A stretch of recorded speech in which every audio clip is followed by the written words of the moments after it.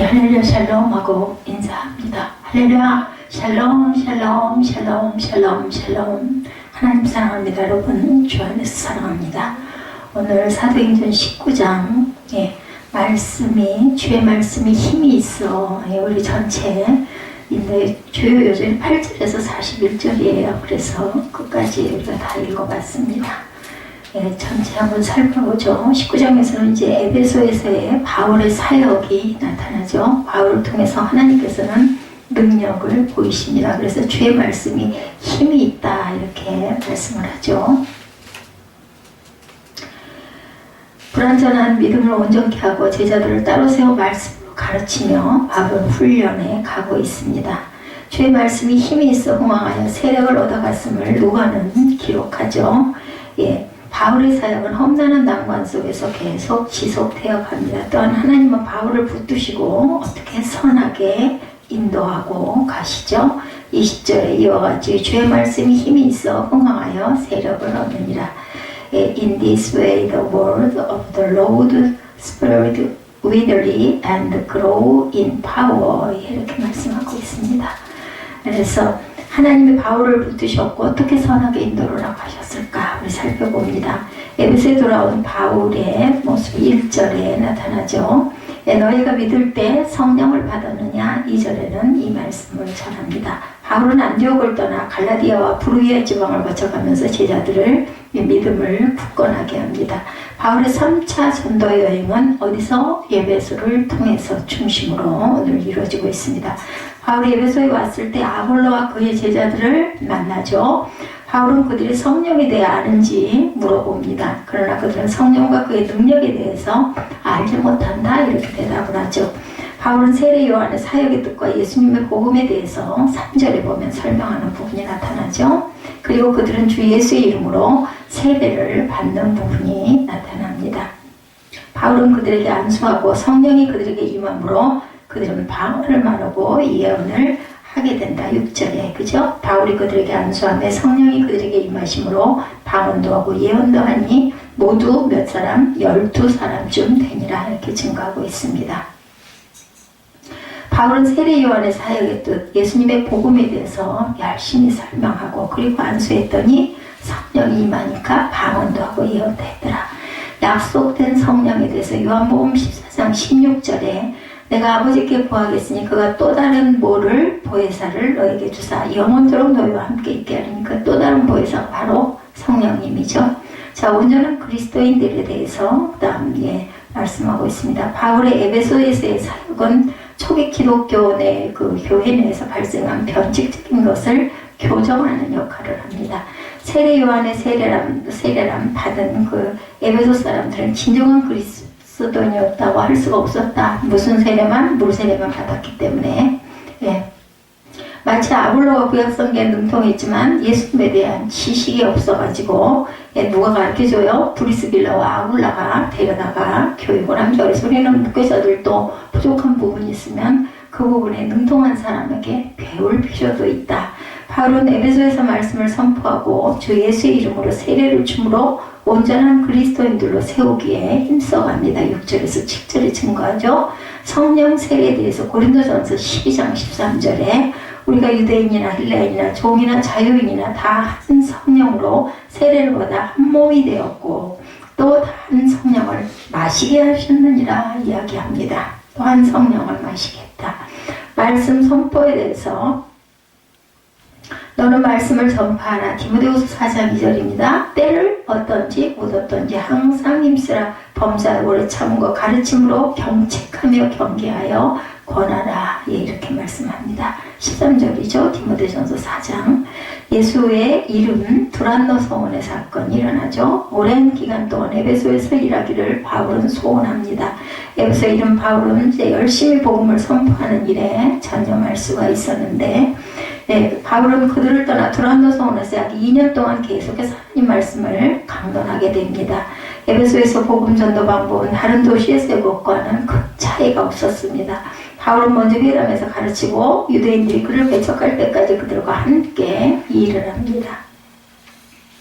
당시 바울을 돕는 사람들은 브리스길라와 아굴라였고 디모데와 에라스도가 또한 함께 하죠. 불신앙에 대해서 마태복음 13장 58절에 보면 그들이 믿지 않음으로 말미암아 거기서 많은 능력을 행하지 아니하시니라. 예수님도 많이 믿지 않은 사람들에게는 능력도 많이 행하지 않았다. 하나님 나라의 전파에 대해서 마가복음 1장 14절에 요한이 잡힌 후 예수께서 갈릴리에 오셔서 하나님의 복음을 전파합니다. 바울을 통한 하나님의 능력이 나타나죠. 바울이 들고 있던 손수건만 갖다가 환부에다 갖다 덮어도 막 병이 낫고, 그죠? 에베소에서 바울이 복음을 전한 동안 몇 가지 중요한 일, 바울을 통해 나타난 것은 병 고치는 은사, 바울의 손수건과 앞치마를 병자들에게 돌리는 일이 벌어집니다. 그러면 그 손수건이나 앞치마에 닿은 병든 사람의 병과 악기가 떠나는 거죠. 이런 바울을 통해 나타난 하나님의 희한한 능력이었다. 악기가 떠나는 사건 마가복음 16장 17절에도 믿는 자들에게는 이런 표적이 따르리니 곧 그들이 내 이름으로 뭐를 쫓아내요? 귀신을 쫓아내며 새 방언을 말하며 이렇게 증거하죠. 그리고 나서는 유대인 마술사들의 사건이 나타나죠. 14절에 마술하는 유대인들이 바울의 이적 행한 것을 모방하려고 합니다. 13절에 보면 이에 돌아다니며 마술하는 어떤 유대인들이 악귀 들린 자들에게 주 예수 이름을 불러 말하되 흉흉내내죠. 내가 바울이 전파하는 예수를 의지하에 너에게 명하노라 하더라. 14절에 유대한 제사장 스기와 일곱 아들도 이 일을 따라서 계속 그렇게 흉내를 냅니다. 바울을 모방하다가 결국 어떻게 돼요? 큰 봉변을 당하죠. 악령은 그들을 분명히 합니다. 그리고는 그 사람들에게 뛰어올라 그들을 이김으로 그들이 벗은 몸으로 도망치는 사건이 일어납니다. 14절을 보니까 유대한 제사장 스게와와 일곱 아들도 이 일을 행하였더니 15절에 악기가 대답하여 이른 내가 예수도 알고 바울도 알고 뭐냐 너희는 누구냐 하며 악기 들린 사람이 그들에게 뛰어올라 눌러 이기니 그들이 상하여 벗은 몸으로 그 집에서 도망하는지라.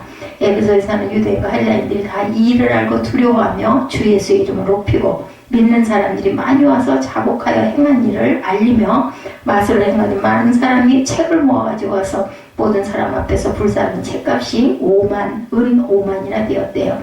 이와 같이 주의 말씀이 힘이 있어 흥황하여 세력을 얻느니라. 이런 표적이 나타나면 다들 그냥 예수를 믿죠. 당연한 결과로 더 많은 사람이 죽게 나왔고 큰 세력을 얻게 되었다. 귀신들의 분별력이 대단해요. 그죠? 마가복음 1장 24절에 나사렛 예수여 우리가 당신과 무슨 상관이 있나이까? 우리를 멸하러 왔나이까? 나는 당신이 누구인 줄 아노니 하나님의 거룩한 자니이다. 이렇게 얘기합니다. 요한복음 6장 69절에도 같은 내용이 기록되어 있죠. 귀신들의 증거에 대해서 누가복음 4장 41절에 여러 사람들에게서 귀신들이 나가며 소리질러 이르되 뭐라고 얘기해요? 소리질러서 당신은 하나님의 아들이십니다. 예수께서 꾸짖으사 그들이 말함을 허락하지 아니하시니 이는 자기를 그리스도인 줄 누가 귀신들이 알아요. 연극장에서 소동이 일어납니다. 24절에 그리스도를 대적하는 더메드리오의 사건이 나타나죠. 우리 24절부터 좀 볼까요? 이 일이 있은 후에 바울이 마게도냐와 아가야를 거쳐 예루살렘에 가기로 작정하여 내가 거기 갔다가 후에 로마도 와야 하리라고 자기를 돕는 사라 중에 디모데와 에라스도 두 사람을 마게도냐로 보내고 자기는 아시아에 얼마 동안 더 있느니라. 그때쯤 되어 이 도로 말미암아 적지 않은 소동이 있었으니 더메드리오라는 어떤 은장색의 은으로 아데미의 신상 모형을 만들어 직공들에게 적지 않은 벌이를 하더니 그가 직공들과 그러한 영업하는 자들을 모아 이르되 여러분도 알거니와 우리의 풍족한 생활이 이 생업에 있는데 26절에 바울이 에베소뿐 아니라 거의 전 아시아를 통하여 수많은 사람을 권유해 말하되 사람의 손으로 만든 것들이 신이 아니라니 이는 그들도 보고 들은 것이라. 우리의 이 영합이 천하여질 위험이 있을 뿐 아니라 큰 여신 아데미의 신전도 무시당하게 되고 온 아시아와 천하가 위하는 그의 위험도 떨어질 거 하나라 하더라. 그날 이 말을 듣고 분노가 가득하여 외쳐이르되 크다 에베소 사람의 아데미야 하니 온 시내가 요란하여 바울과 같이 다니는 마게도냐 사람 가이오와 아리스다고를 붙들어 일제히 연극장으로 달려 들어가는지라. 바울이 백성 가운데로 들어가오자 하나 제자들이 말렸어요. 사건이 일어나죠. 연장색 그걸로 돈 벌어먹고 사는데 그거는 우상이 아니다. 사람이 만든 거는 다 쓸데없는 거다. 이렇게 하는 바람에 그만 장사를 못한다. 이런 이야기들이 나옵니다. 우상의 제작에 대해서 로마서 1장 23절에 썩어지지 아니하는 하나님의 영광을 썩어질 사람과 새와 짐승과 기어다니는 동물 모양의 우상으로 바꿨다라고 증거합니다. 자, 이렇게 해서 데메터메디료는 같은 업에 종사하는 사람들을 모아서 난동을 부리죠. 아데미는 소아시아 지역에서 옛날부터 숭배해 오던 모신, 어머니 신이래요. 에베소인들이 붙인 이름이 모신이었습니다. 어미 모자. 더욱이 에베소에 있는 아데미 신전은 오래된 아데미의 상이 새겨져 있는 세계 7대 불가사의 중에 하나인 거대한 건물이었다. 이렇게 27, 8절에 증거하고 있습니다. 인간의 분노에 대해서 야고보서 1장 20절에 사람이 성내는 것이 하나님의 의를 이루지 못하니라. 우리가 성을 내서는 안 되겠죠. 근데 우리 마음을 잘 다스리지를 못해서 그만 그게 쌓였던 것이 분노로 한 번에 터지기도 합니다.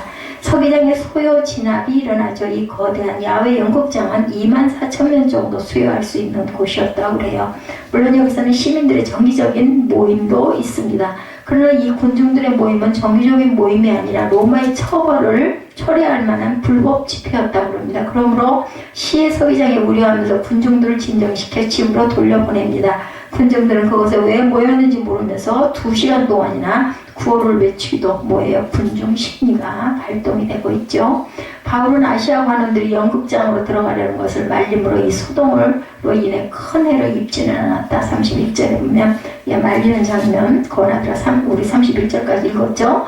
31절에 사람들이 외쳐 어떤 이는 이런 말을 어떤 이는 저런 말을 하니 모인 무리가 분란하여 태반이나 어찌하여 모였는지 알지 못하더라.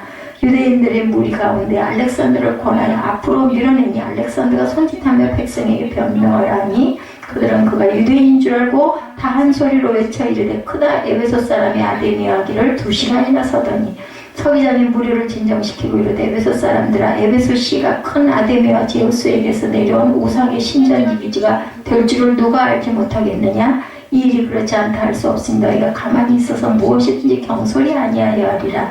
신전의 물건을 도둑질하지도 아니하였고 우리 여신을 비방하지도 아니한 이 사람들을 너희가 붙잡아 왔으니 만일 더메드리오와 그와 함께는 직공들이 누구에게 고발할 것이 있으면 재판날도 있고 총독들도 있으니 피차 고소할 것이요 그의 무엇을 원하면 정식으로 민회에서 결정할지라.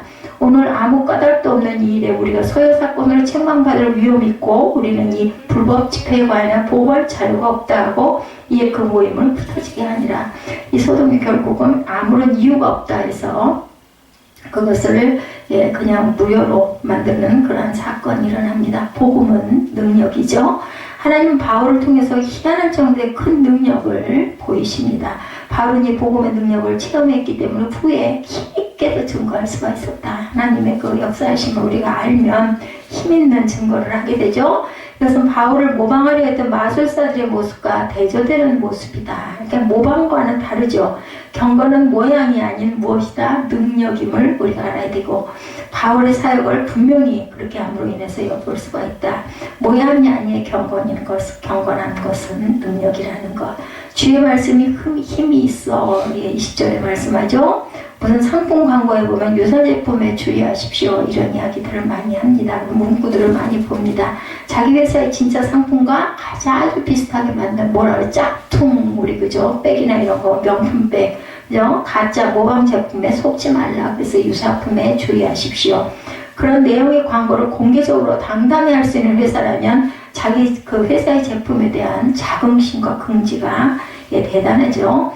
유사 제품과는 비길 수 없을 정도로 완벽하고 높은 품질의 제품을 만들어내고 있는 회사라야만 소비자로 하여금 가짜에 주의해라 라고 경고를 할 수 있기 때문이죠. 그래서 실제로 그런 유사 제품 요주의 문구를 광고에 삽입하면서 선전하는 제품은 잘 팔리는 히트 상품이 당연하죠. 그 대개는 다 그렇습니다. 그러니까 그런 걸 모방을 하죠. 명품백도 너무 비싸고 좋다 보니 사람들이 좋아하니까 아주 싼 값에 명품백이 500만 원이면 뭐 30만 원, 20만 원, 그것도 뭐 A급, B급 있더라고요, 보면. 바울이 에베소에서 성경을 가르치고 복음을 선포할 때 바로 그런 현상이 일어났다는 겁니다. 참된 주의 말씀이 선포되는 곳에 가짜들의 정체가 자연히 드러나게 된다. 그러니까 그 바울의 그 병 고치는 은사가 있으니까 막 자기들도 그 흉내를 내고 그걸 누가 알아요? 사단들이 먼저 알았다 그러죠. 성도와 교회가 오직 성령 중심으로 복음을 전파할 때 거짓 종교들을 물리치게 되는 것을 우리가 꼭 알아야 되겠고 그 내용을 다시 한번 참고합니다. 성령 중심의 전도는 기복주의 미신 종교들을 타파한다. 8절부터 10절에 기록된 게 바울이 회당에 들어가 석 달 동안 담대히 하나님 나라에 관하여 강론하며 권면하되 어떤 사람들은 마음이 굳어 순종하지 않고 무리 앞에서 이들을 비방하고는 바울이 그들을 떠나 제자들을 따라 세우고 두란노 성에서 날마다 강론하니라. 2해 동안 이것이 아니 아시아에 있는 자 사는 자는 유대인이나 헬라인이나 다 주의 말씀을 듣다가 2년 동안을 계속 강론을 하다 보니까 아시아에 사는 사람들은 다 들었다라는 거야. 그만큼 열심히 많이 증거했다. 2년 동안. 자, 제3차 전도여행 중 에베소에 오게 된 사도 바울은 처음에는 의뢰 그렇게 해왔듯이 유대인들이 모이는 어디에서? 회당에서 전도를 시작을 합니다. 석 달이 지난 무렵 어떤 사람들은 여전히 마음이 굳어서 순종하지 않을 뿐 아니라 대중 앞에서 기독교의 도를 비방까지 했다는 내용이죠. 그러자 바울은 회당을 떠나서 그들과는 달리 복음을 받아들인 제자들을 따로 세우고 두란노 성에서 날마다 강론을 하기 시작. 회당에서 이제 두란노 성으로 옮겼어요. 이 두란노 성은 당시 에베소에 더 유명한 강연 장소로 일종의 학교 건물 같은 그런 곳이었다. 그래서 지금도 두란노 서원이 그 이름을 써가지고 그 출판하는 그런 곳이 있습니다.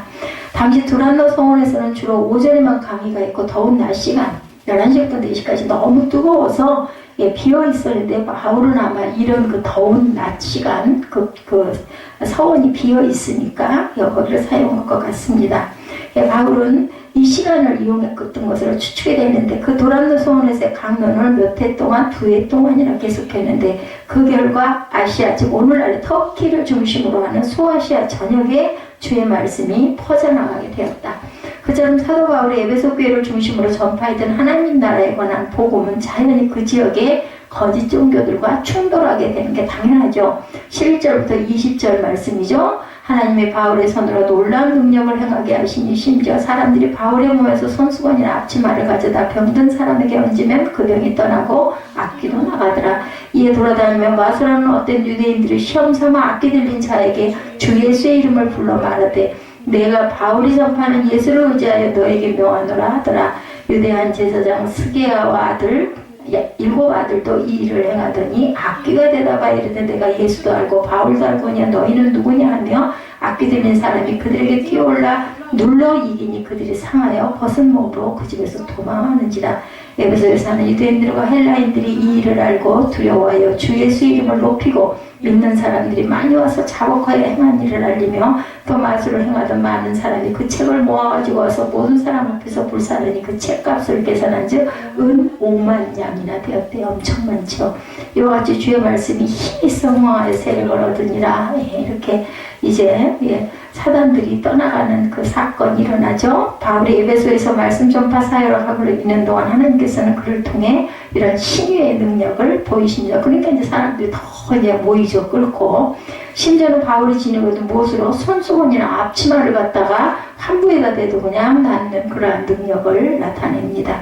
근데 그런 바울의 사도적 신유의 능력을 흉내내려는 가짜들이 당연히 등장하죠. 아까 제가 얘기한 것처럼 유사품에 주의하십시오. 이 사건이 일어났다는 거죠. 여기 돌아다니며 마술하는 어떤 유대인들이란 당시 주문 따위를 외우면서 귀신을 쫓는 무당들을 가리킵니다.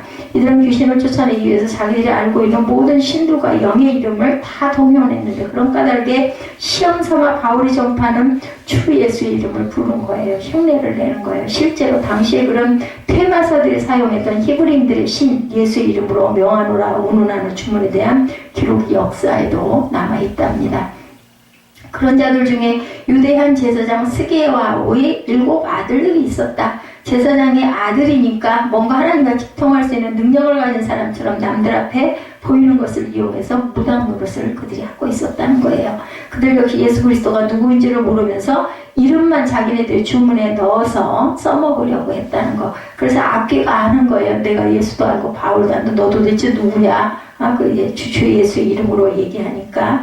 다시 말하자면 너희들 도대체 누군데 그 이름을 마음대로 써먹어? 왜 네가 이름을 흉내를 내? 이런 얘기를 하는 거죠. 귀신도 영적 지각 능력을 가지고 있다는 사실은 예수께서 군대라는 이름의 귀신을 쫓아내실 때도 나타내죠. 그리고 그 제사장 아들 무당은 오히려 악귀 들린 사람의 육탄 공격을 당하게 되는 바람에 상하여 벗은 몸으로 도망치는 꼴을 보입니다. 이런 소문이 퍼지자 많은 에베소도의 사람들이 두려워하여 주 예수의 이름을 높이게 되었다. 그리고 믿는 사람이 많이 와서 자복하여 행한 일을 알리는 회개를 했다. 그것은 특히 자기네들의 미신적인 과거 생활에 대한 것. 내가 쓸데없는 걸 믿었다. 그리고 회개를 한 거죠. 무서운 거죠. 마술을 행하던 자들 중에 회개하고 성도가 된 사람들이 가져와서 불태운 마술 서적은 은 5만, 간단히 계산해서 노동자 5만 명의 일당을 합친 액수가 된다라는 겁니다.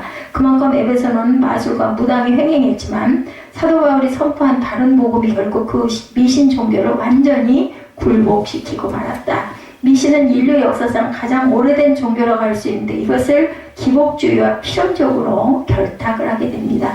오로지 인간의 행복을 위한 수단을 신을 섬기는 종교인 거죠. 그 어떤 형태든지 간에 미신을 믿는 자들의 기원이란 예나 지금이나 똑같이 집안에서 병마가 떠나가고 돈복이 굴러 들어오게 하는 그러한 것이겠죠.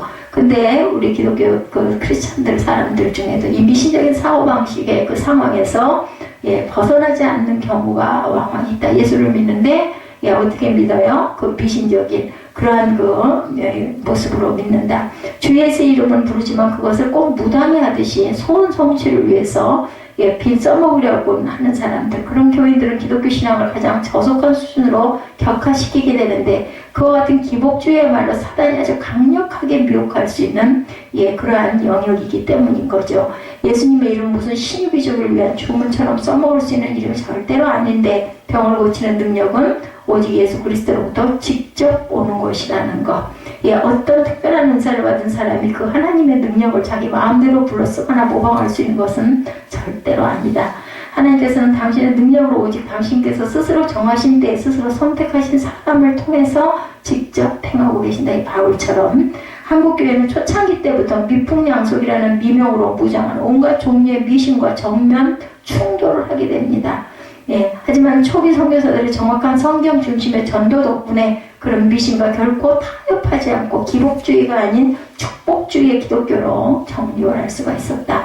과학과 문명이 발전한 현대사회에서도 미신도 절로 사라질 것 같은데 그와 정반대 현상이 우리나라에도 벌어지고 있죠. 이런 현대사회에도 아주 그런 걸 또 믿는 사람들은 믿습니다. 끝이 안 보이는 불경기가 이어지고 있는 중에 무슨 신내림을 받아라는 무당을 갈수록 늘어가고 있다고 합니다. 우리 신앙 선조들이 전해준 자랑스러운 전통은 당연히 앞으로 더욱 철저하게 견주해 나아가야 되겠다. 한국교회를 중심으로 전개되는 국내 전도, 세계 전도를 통해 오직 성경에 기록된 주의 말씀 그대로 복음을 선포함으로 온갖 기복주의 미신 종교들을 타파하는 대화 여러분들이 되셔야 되겠죠? 성경 중심의 전도는 인본주의의 우상 종교들을 압도합니다. 두 번째로 본문 23절에서 29절이죠.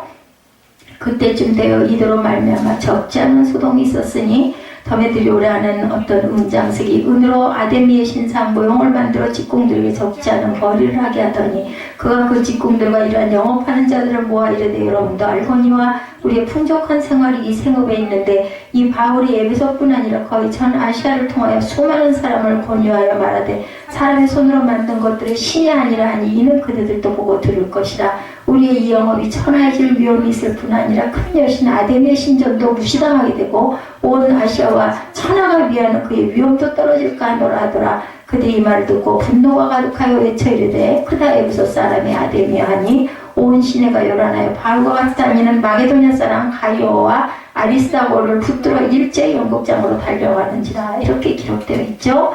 그때쯤이란 바울이 이제 에베소에서 사역을 끝내고 떠날 계획을 세우고 있을 무렵을 얘기합니다. 이 도란, 바로 사도 바울이 2년 동안 두란노 성을 중심으로 전파했던 복음이죠. 그 도로 인해서 아데미의 신상 모형을 만들어 팔던 더메드리오라는 어떤 은장색과 그의 공장에 있던 직공들, 그러한 영업하는 자들 같은 직종을 가진 자나 거래처 관계자들에게 소동이 벌어집니다. 이제 장사를 못해 먹게 되니까. 아데미라는 뜻은 라틴어로 디아나라고 불리던 달의 여신이었습니다. 12개의 유방이 달린 모습으로 조합되어 있고 풍요와 생식의 신이었고 특히 소아시아 지방에서 가장 위대한 모신, 엄마 신으로 여겨지고 있었다. 아데미는 요방이 12개. 당시 에베소에는 5만 명을 수용할 수 있는 큰 여신 아데미 신전이 있었고 거기서 벌어지는 제사는 광란과 음란의 절정이 날 만큼 난잡하기 이를 데가 없는 그러한 것이었고 신상 모형이란 그 아데미 신전의 작은 모형을 은으로 만들었던 것이었는데 에베소 사람들에게는 부적으로 에베소를 방문하는 여행객들에게는 기념품으로 필수적으로 지니고 팔리고 팔던 것이었다. 그 덕분에 그야말로 풍족한 생활을 하고 있던 데메드리오와 그의 동업자들은 바울이 전하는 도가 자기네 그 승승장구하는 생업에 아주 치명적인 타격을 주게 됐겠죠. 당연히 바울이 그 사람의 손으로 만든 것은 신이 아니다 이렇게 해버렸기 때문에 우상숭배를 맹렬히 질타하는 것이 그들의 날마다 보고 들었죠. 그래서 데메드리오는 직장 조합을 동원해서 에베소 사람들에게 바울이 그들의 돈벌이의 위협이 될 뿐 아니라 에베소 시의 자랑스러운 아데미 숭배의 전통 자체를 말살시키게 될 것이다 이렇게 선동을 합니다.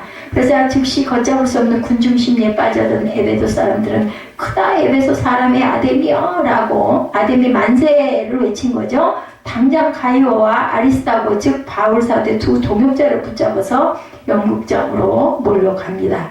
이 연극장에는 2만 5천 명을 수용할 수 있는 에베소의 극장으로 민회가 열리는 장소이기도 지금 의회 같은 의사당 같은 그런 곳이었던 것 같죠.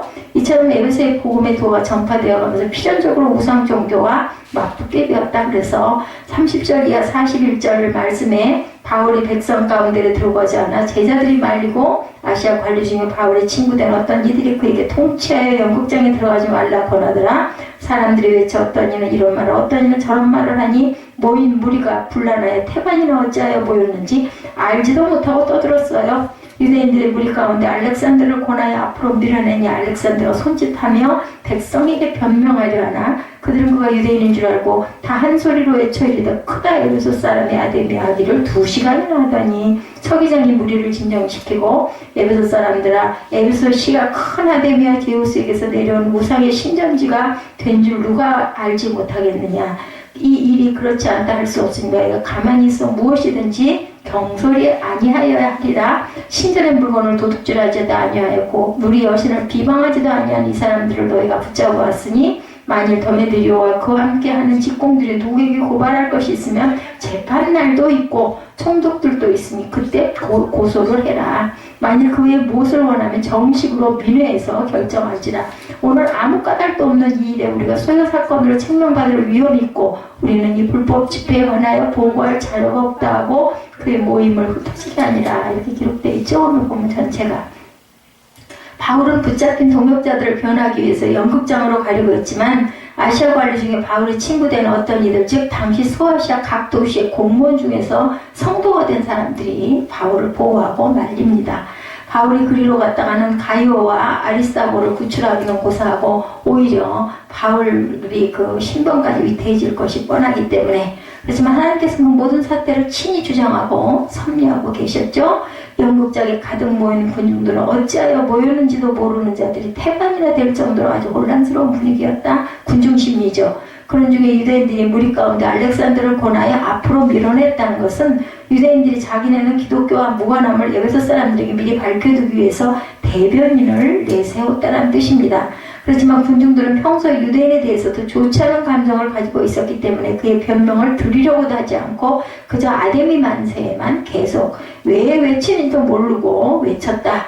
그런 와중에 서기장 에베소시의 시의회 회장격인 사람이 나섭니다. 그노선 에베소의 큰 아데미와 그 외의 제우스에게서 내려온 우상들을 모시고 있는 신전지기로 자타 공인하고 있는 그런 도시임을 천명을 합니다. 이 아데미, 그 외의 제우스에서 내려온 우상들, 에베소가 그런 곳이다. 그렇지만 그런 후에 그는 가이오와 아리스타고가 무슨 신전의 물건을 도둑질하거나 아데미 여신을 비방한 현행범도 안 돼. 이런 식으로 소요 사건을 일으키면 오히려 상부로부터 책망받을 위험이 있다. 무슨 죄가 있느냐 이렇게 얘기를 하죠.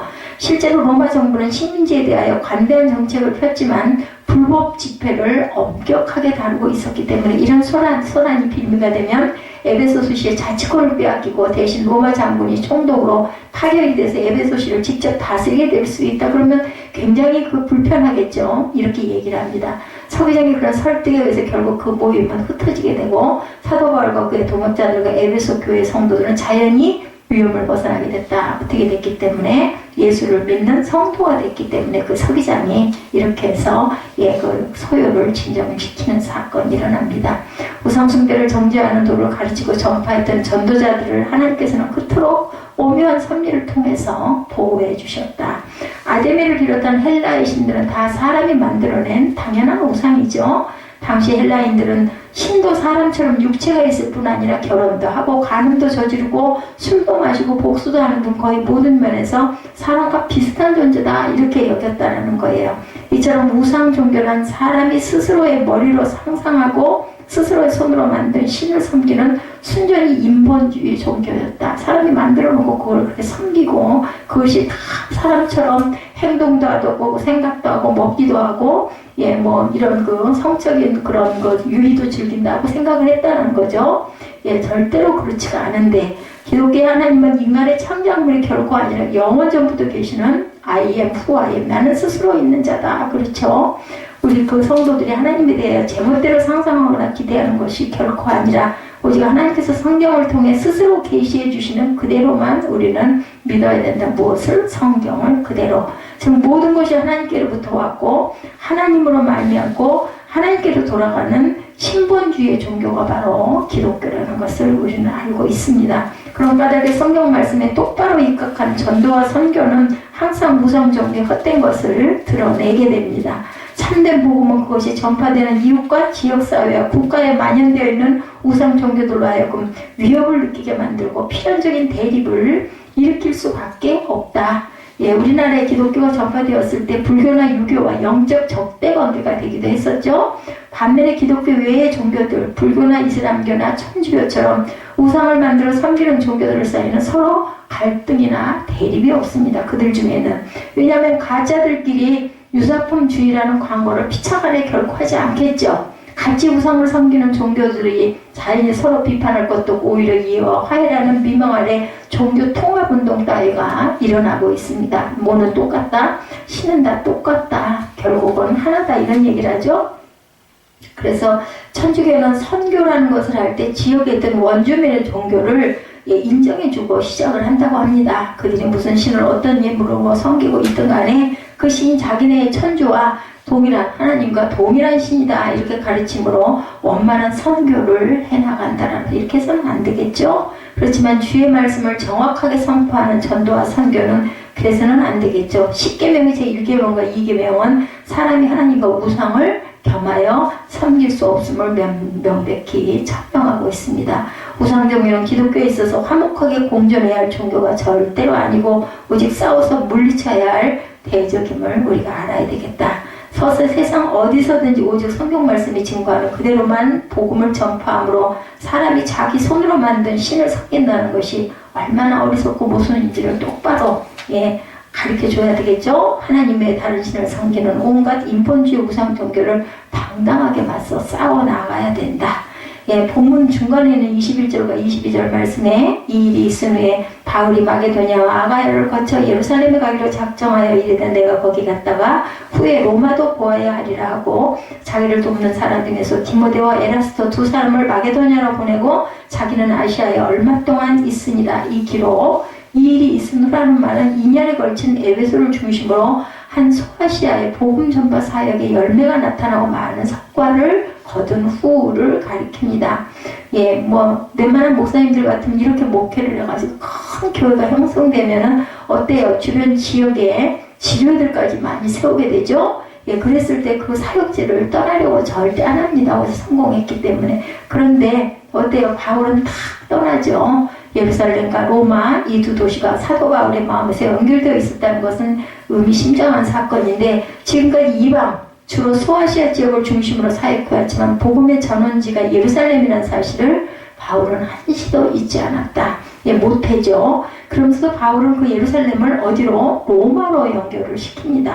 자, 모든 길은 어디로 통한다고 그러죠? 로마로 통한다는 말이 있을 정도로 로마는 정말 당시 세계의 중심지, 해가 지지 않는 곳, 영국 이렇게 얘기하듯이 로마가 아주 모든 것의 중심지였던 때 땅 끝까지 이르러 내 증인이 되리라는 예수님의 지상명령을 수행하기 위해서는 로마야말로 전략적 요충지, 요긴한 기점이라고 바울은 지형적인 면을 판단하는 게 굉장히 잘 되어 있던 사람이다. 그리고 아주 큰 항구 도시, 그런 무역을 할 수 있는 그런 것들을 꼭 겨냥을 하죠. 사도 바울은 에베소 교회에서의 사역에 그렇게 큰 도움을 일으켰던 시점에서 절대로 거기 안주하려 하지 않고 자기가 할 일을 다 했다고 생각하면 더 큰 사명, 예루살렘과 로마를 연결하여 어디로 세계 선교회를 개척하는 사명을 그 심령 속에 항상 품고 있었던 사람. 얼마나 지혜롭고 얼마나 멋있고 얼마나 충성스러운 전도자였나. 자기의 어떤 유익이나 아니란 그런 삶을 살지 않았던 그런 바울이었기 때문에 우리가 또한 더욱더 그분을 아주 높이죠.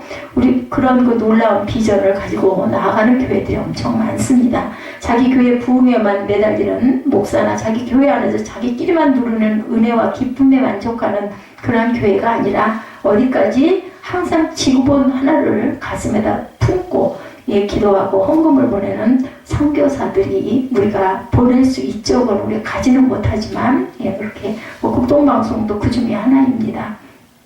가짜를 조심하라고 공개적으로 경고하는 것은 오직 진짜만이 할 수 있는 그렇죠. 진짜라고 당연히 말하지 않을 수 없는 사실이라는 것. 진짜 제품을 가진 회사가 소비자들이 가짜 속는 것을 보고 절대로 내버려 두지는 못하죠. 근데 가짜 기지는 살짝살짝 덮어준다라는 거예요. 독선이나 맹목적인 비난이 아니라 진짜가 가짜 앞에서 당연히 취할 수밖에 없는 필수적인 그러한 행동을 우리는 당당하게 할 줄 알아야 되겠다. 오직 성경에 철저하게 입각한 기독교 신앙만이 미신과 우상 숭배에 오염되지 않는 진짜라는 것. 그죠? 그런 참된 복음만이 전파할 때 주의 말씀이 힘이 있어 흥하여 세력을 얻는 놀라운 구령의 열매가 맺히게 된다라는 것. 그렇게 전도하고 선교할 때 소음풀이 굿이나 일삼는 기복주의 종교, 눈에 보이는 성화나 성상 앞에 전하는 인본주의 종교를 타파하면서 14만 4천인의 남은 자를 불러 모을 수 있다는 것 계시록에 나오죠. 이 세계를 받은 교회를 중심으로 오직 성경이 증거하는 그대로 주의 말씀을 조국과 땅 끝까지 전파함으로 온갖 잡다한 미신 종교, 허당 우상 종교들을 등이 이기는 보내는 선교사들이 저와 여러분들은 다 되어야 되겠다라는 거. 우리가 무슨 대단한 어떤 사역을 쫓아다니면서 할지는 못할지라도 이런 우상을 숭배하는 것 같은 그런 모습을 보면서 같이 결탁하지 말고 아니면 절대로 굽히지 말고 아니라고 선포할 줄 아는 그러한 선교사들, 하나님의 증인들이 다 되시기를 주님의 이름으로 축복합니다.